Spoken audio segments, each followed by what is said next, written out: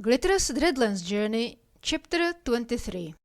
As we were walking through the tunnels, Anna mentioned they stopped hearing the dwarves mining about 2 weeks ago. Which was weird, the ruins of the dwarven city looked at least few years old. In one side of the tunnel I saw a heavy door, and I said it led to one of the dark places, and if people go there, they never come back. We didn't press this and continued.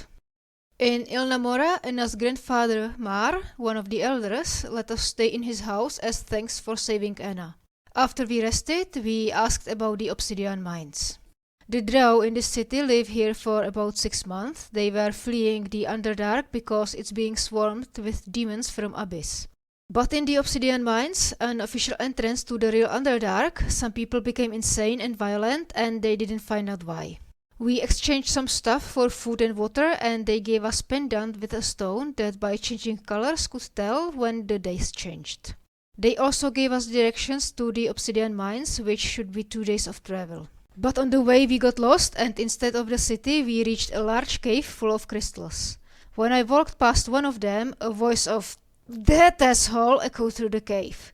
It took me way long to realize it was just an illusion. In the next cave, I heard water slowly dripping, but there was no water around, and then there was darkness, and I couldn't see, and I don't know what happened, but Matthias gave me something to smoke, and then we somehow were in the town, led by a vulture-like guy, who said he'll help us to get to the obsidian mines if we help him with a problem he had here. The town was called Veladar, and the vulture, Orak, was its mayor. He took us to his house that looked like a nest and told us that someone is inciting violence among his people. Several of his trade partners had died recently, the last one was his friend, and he was poisoned. So we agreed, he gave us an officially looking document, and we went to the town to investigate.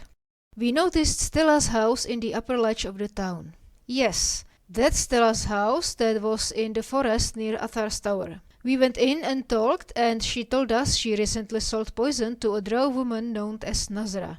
We went back to the mayor to ask about this woman, but he wasn't at home. His neighbor told us she's working in the mines. So we went to the mines, waved with the document, and the guards brought Nazra to us. She pretended she didn't know anything, but with a bit of mind magic she told us to go to the lower ledges of the town to ask for Valdi and ask for Mother that feeds you. We let Nazra return to the mine and went to find Valdi. On the way, Talas changed into a dwarf. We found Valdi in a mason workshop with his dwarf employer.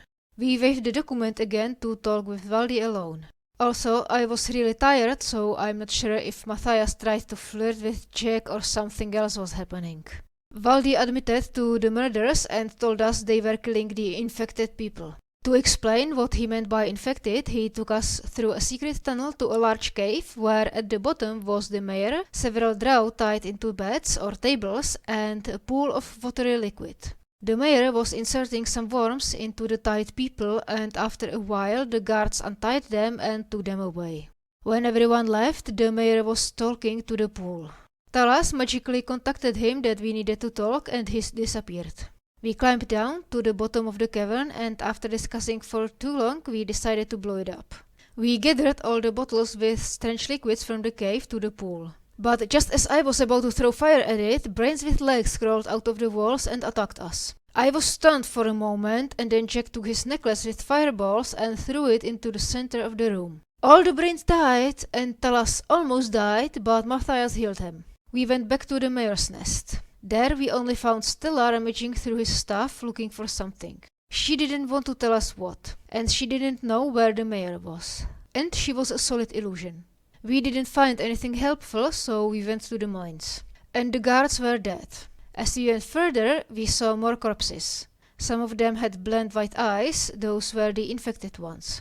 We followed the trail of corpses until we heard voices giving commands in battle. Then a greenish light beam spell happened, and the voices went silent. A lot of gold coins fell from somewhere, and I mean a lot. And at the other side of that gold heap was a lava stream, and behind that was the mayor and a creature with tentacles on its face. Very, very, very high above us was a bronze dragon chained into the ceiling. It was glowing with an unnerving light.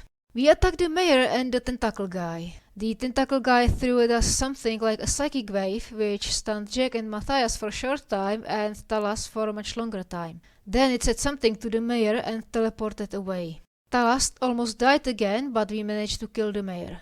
Jack used his magic shoes and went to the dragon. It was alive. Matthias examined it and found strange energy there or something.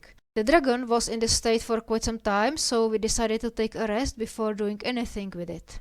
But instead of resting, we started searching through the treasure. I found a dark grey robe that looked like it could fit me, and with a bit of tailoring, it could even look good.